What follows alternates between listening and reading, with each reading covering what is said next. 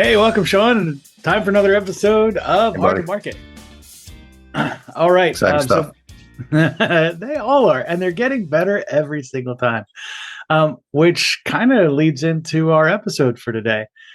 Getting better every single time in terms of the shift in your podcast as you grow, from trying to pull folks in, rope them into getting on your show and all that kind of stuff, through to as you scale and grow, and as you've got a certain number of episodes in your book under your belt or whatever, it definitely changes. The timbre changes at some point, and it stops being pull, and folks start showing up at your door whether you want them to or not. So I'm interested in some insight from you on what that looks like for you. And you've been podcasting now across several different platforms for a long time. So I'd love to get some of your thoughts on what that's looked like for you. Yeah, will do. I think the first thing that I often come back to when it comes to podcasting, and this is something we share too for people that want to work with us at Podcast Chef, is like, if you're not thinking about this as a long-term goal, then just don't. Like, it's not really going to be worth it for you. I've developed this, which I think has worked well thus far, as a part of my philosophy and strategy when it comes to pretty much anything marketing related and gets into that hunting versus farming mentality, right? One probably gives you instant gratification. The other one probably is going to give you what you really need for, like, in perpetuity, potentially.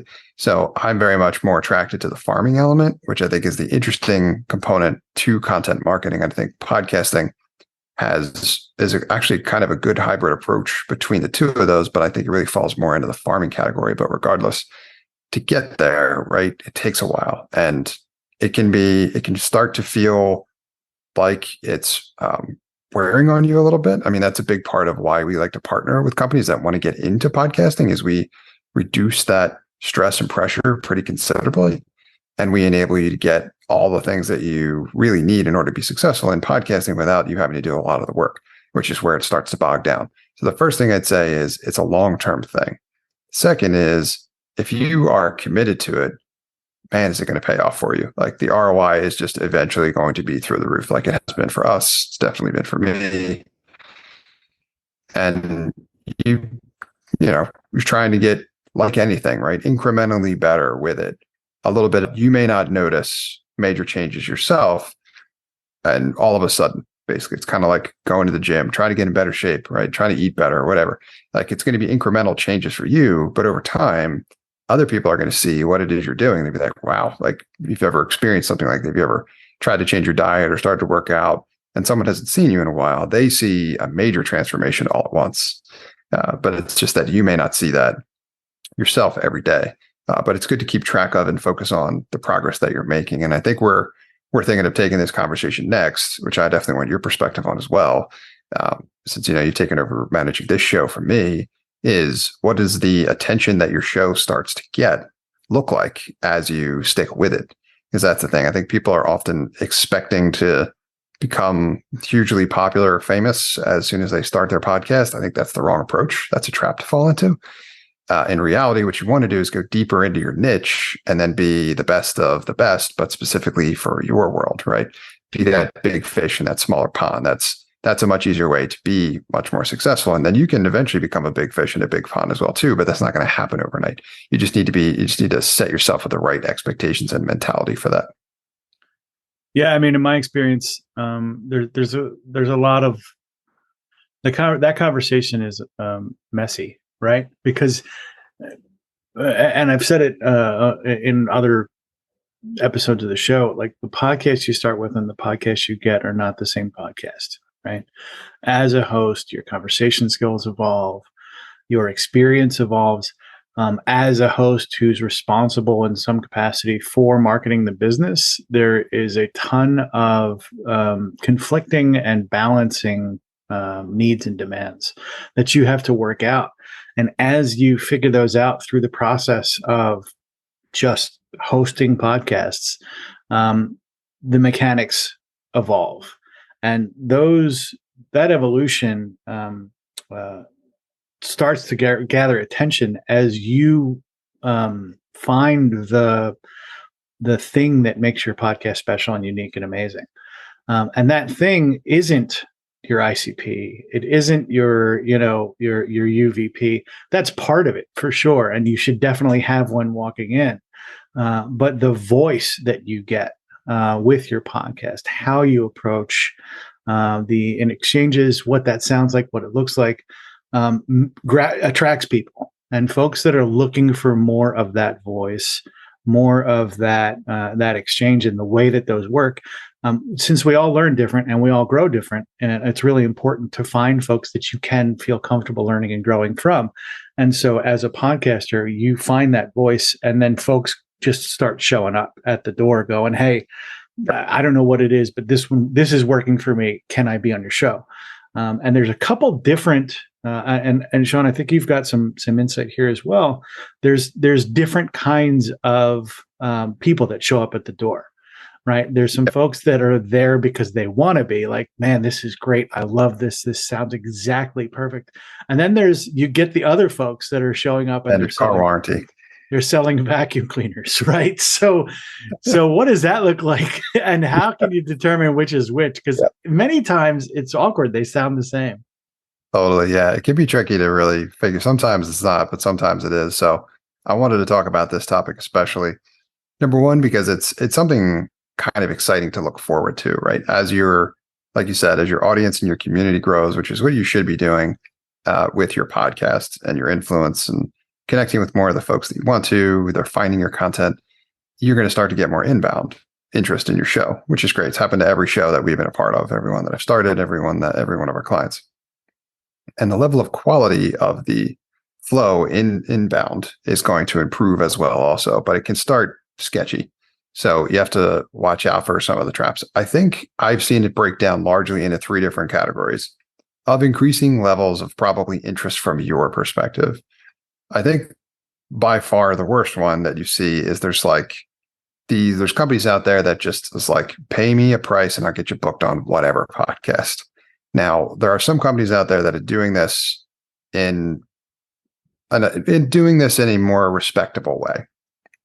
Like they're not trying to get marketing gurus booked on shows about auto mechanics or whatever. But there are some people out there trying to get you booked on literally any podcast. So you might get some inbound that's just like wacky. Like if you got a marketing show like ours, there's a famous chef and they want to be on our show and talk about cooking. And it's like, what?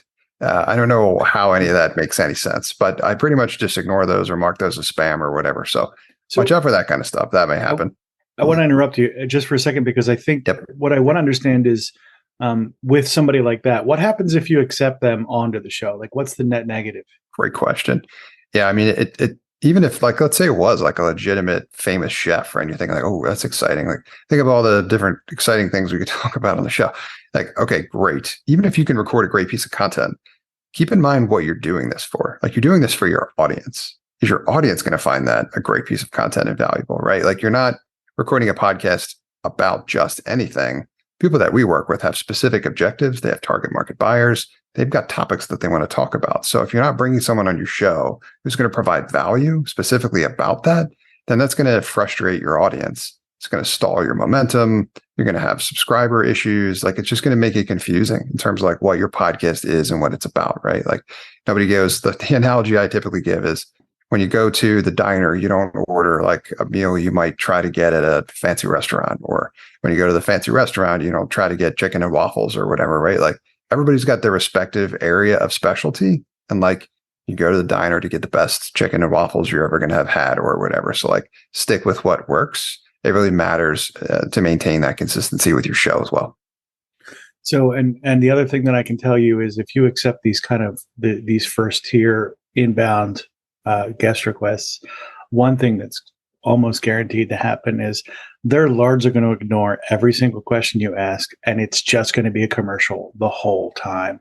If you want, if this worked to get them on the show, do you think they're going to be any different once they're there? The answer is absolutely not. I've had folks that are completely unresponsive as interviewees, and they're just no, but $39.95, 8 easy payments, and you're like, oh my god, set it and forget it. That exactly. The infomercial crowd, you got to really watch out for that. That's a great point, right? Then the reason why those services exist, and they got all these incentives that are poorly lined up, right? It's like, I booked you on the cooking show, Mr. and Mrs. Master Mechanic. Great, pay me now. And it's like, all of it is just wrong and gross. So you want to make sure you're not aiding in any of that. And you want to make sure that you're not a victim to it either. So you really need to try to best understand the ulterior motives that people will be reaching out from an inbound perspective have when it comes to joining your show, because it doesn't necessarily just know they're going to follow your rules. Now, what's great about podcasting is it's all, for the most part, pre-recorded. So if it winds up being garbage, you can ditch it or just tell them it didn't pass quality control or whatever. And we've done that before, but it's best not to waste your time, theirs, whatever anyway. So try to sniff it out as best you can in the beginning. And that's one of the first places to look, is if like it doesn't line up in terms of what you're going for with your show or their background or whatever, then for now, just pass. And that stuff should become less of a problem in the future, because if you stick with podcasting and your show grows in popularity and success and all that kind of stuff, those folks are likely not even going to try to get booked on your show, because they're going to know it's just going to be that competitive. So the next category, if we're ready for that, is, to me, is like, and some of those just like service, like get you booked anywhere, is like one-to-one kind of stuff. It's like executive coaches and life coaches and all kinds of whatever. People selling the next whatever branded MLM there is out there. Multi-level marketing something, right? I'm a business owner. You can usually determine whether or not that stuff, like how legitimate that is earlier on. But the next category up, I would say, which you can get some value out of, I'd say the first one, 90% of it's garbage. The second one is probably hit or miss, maybe more like 50-50. And that's companies hiring proper like PR agencies to do something similar for them, but they put a lot more effort into it. Right? They understand the objective. They've done some homework on the show. They know you as the host, and they write something that's a bit more personal, right? It's not random, generic, your name spelled wrong and random references to how great your podcast is with no particular reference to a given episode. And it's just all generic garbage, right? This is more specific. Like, I listened to this episode, I learned a lot from this guest, love the style of your show, I think you're a great host, that type of thing. We have a client that we help, share their knowledge in terms of all these things they've accomplished. And we feel like they could have cool stories to tell you, to tell with you, the help of you as the host, and valuable for your audience. That can be better, right? That's not always great either, because you got PR agencies out there using the sleazeball model as well too, where they're just like, booked on any show, right? We just charge more for it. Pass on that. It's going to require you still to have to do your homework and make sure that whoever it is trying to get it booked wherever, that it actually lines up. Sometimes this has worked, sometimes it has not. So I've had both experiences there, but you can get some value from this group. So, and I think it's important in that situation, in that second category, to do a little bit of homework, right? This is where you go and you look at their LinkedIn profile, and is the person you're going to have on the show, how do they approach marketing, right? Do they only talk about how great they are, or are they sharing the places they have been and talking about that as well? There is a certain amount of reciprocity that comes from being on a show that you're expecting as a guest and a host. And so if their behavior doesn't demonstrate that reciprocity, that ability to share, that willingness to give sort of other stuff that's not just them to the community, then that might be an indicator that they're in that 50% that's probably not a good fit. And you'll see it, right? They're only selling the same stuff over and over again. They're always, propping the same part of their business. They're never talking about other folks that are doing it right or doing it well. And I think that's a good way to start the research, to give you just a little bit of discernment there. Do you have a comment on that before getting to the third type? There was one other thing based on you sharing that, which I'm glad you did. It reminded me of something else I wanted to say about podcasting in general. Is people are now a lot more aware of people using a podcast just to sell whatever. So you got to watch out for that as well, right? That's not the objective here, right? And the way that I like to describe this in terms of what your objective really should be, it really should be focused on the podcast. Like, first and foremost, you need to be focused on creating a great podcast, producing great content. That's the objective, right? And you can do that while effectively, really strategically, efficiently, effectively networking and building great relationships. So it's about building relationships. It's about networking. It's about building a community, which is why if you remove the pay to play elements and you remove the going directly into demos and trying to sell people crap or whatever. That's going to make for a much better experience. So people are aware of that, and I don't encourage anyone to leverage a podcast in that way, right? Like some of our clients get a lot of ROI from business relationships from having a podcast, but not in that way, man. Like, It's don't not, you mean it's not don't abuse QVC? it. Oh my God, so bad.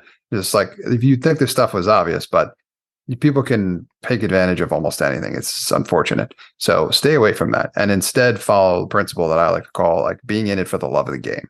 Like if you're not in this because you love doing it, don't do it either, man. Like just know, like it's not going to work out in your favor. You're going to think that it'll work out and it might occasionally, but you're just going to piss a bunch of people off and eventually it's just going to spoil or ruin your reputation. So that's the comment I'd make on that one. Not only that, but and this speaks to some of what we spoke about earlier.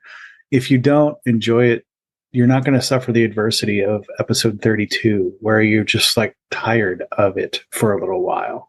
You come and go with any of this stuff, right? It's like you said, it's got a kind of gym membership kind of vibe, right? And you can't just do it once. It's not going to solve the problem.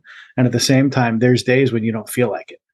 And you've got to get through them. And the only thing that's going to carry you through that stuff is that love of the game. So about the third category. Yes. So the one that I prefer the most, and this is, and your experience is likely to evolve in this way too, where you'll go through the wave of the first category and then more of the second category. And then hopefully you'll eventually make it to this third category, which is people representing people that would be excellent guests or the individual themselves from specific companies will reach directly out to you, as in, CEOs and executives, whatever it is your show is all about, right? I have one on B2B SaaS product businesses. So I've gotten and still get now founders of those businesses that match the profile for the stories that we tell on the show, reaching directly out. And it's either them or it's somebody on their team, right? Somebody who works for them directly. That is different story, different level of involvement and investment. Those emails are the most personal. They provide you with everything you need. They're complimentary. They demonstrate in those emails the fact that like they know a lot about your podcast. They may have been listening. They're probably subscribers or whatever. And that's usually the strongest fit, right? And they get it right away. They're like, listen to all these stories, love them. We love an opportunity to tell ours. You let us know what you think, kind of thing. They're deferring to you as, the gatekeeper, the host, the authority, all that kind of stuff. All of that's good stuff. And there's one other thing that I think is worth mentioning on that one. If I'm reading your mind, you're probably already about to mention it, but there's a little bit of a Trojan horse that you can find here sometimes, in that sometimes it will come from the same email domain, whoever's reaching out for you, representing what looks to be that, but it might actually be from a PR agency. Now that one can go either way. So if you find someone is reaching out from their email, but the person actually works for a different company, that company's a PR agency. Again, what really matters is like their principles. They're doing this the right way, right? All the characteristics match what I mentioned for that all important third category. And as your show starts to essentially kind of make it, the show's going well, getting better, producing great content, subscriber growth is growing, you're sticking with it, all that kind of stuff. You're going to get more of that third category, and it's going to be from more and more impressive guests, like folks you think you never would have had access to, but you do now because you made this investment in your podcast. I get people reaching out to me when I'm like, I'm a rather like effective networker, I think, in terms of like the things that I'm good at. And I have been connected with people through my podcast that I would have never been able to network my way to in like a million lifetimes. So I have only the podcast to really credit and thank for that. Yeah, and I think that's the biggest, like one of the biggest discoveries that you go through as either the host or as somebody who starts a podcast. And we've had plenty of folks on the show that have had kind of a similar reflection, and that is you have no idea what doors this opens, what connections you can make with this.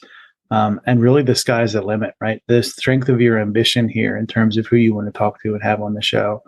Go in, get a dozen, get 2 dozen, get 3 dozen episodes under your belt, and then start shooting for that vertical network expansion. We talk about a horizontal network expansion, getting a breadth of folks on their shows and getting a breadth of folks in your network. But that vertical network expansion, that comes as you earn it through the work that you do. And that third tier is almost always going to represent meaningful vertical network expansion.